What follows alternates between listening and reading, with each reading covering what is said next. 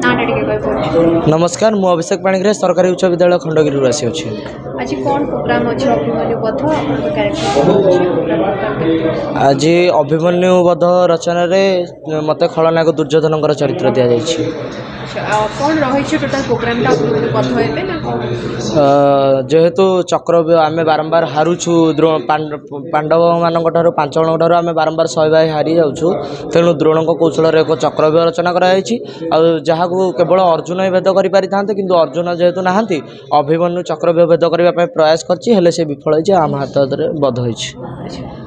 कौन डायलॉग रही अपन कर दुर्योधनकर सलाप हे आचार्य शकुनी मातुल तुलना नाही ए विपदर बही मान गोविंद नामकू मु न होइली बड़ बड़ होइले पांडवे जलागला भीष्मक कौशल उप्रधन रखि भीष्म धरिथिले धनु पांडव शून्य दंडके होई थांता धरा तुम्भे गुरुवट सहीपरी प्रिय शिष्य अर्जुन तुम्भरी रण क्षेत्रे पड़िले सम्मुखे अपत्य स्नेह जनमे हृदय राशि जय किंपा नहिब तांकर जाऊँची मुई बुलिबी कानने नाई आउ कार्य हस्तिनार राज सिंहासन।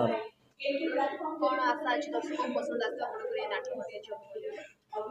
आमे निज निज अभिनय को निखुण भाव करने चेष्टा करूँ आउे दर्शकों मन छुआ दृश्य मध्य किसी अच्छी आ दर्शकों मन को छुआ बोली आम कथा दू।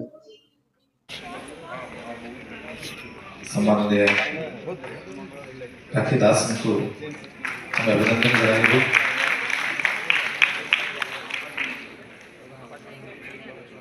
माननीय शिक्षक निशिकांत मिश्र महोदय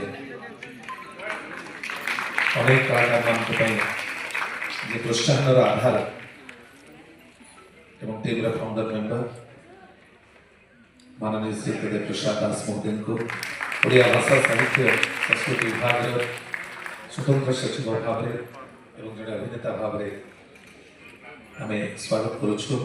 सम्माननीय कविता दंपाट महोदय को खंडगिरी उच्च विद्यालय प्रधान शिक्षयित्री जहां स्वतंत्र शुभेच्छा और प्रोत्साहन को आधार करी आम विशेष भाव में कार्यक्रम सफल रूपायन करूँ।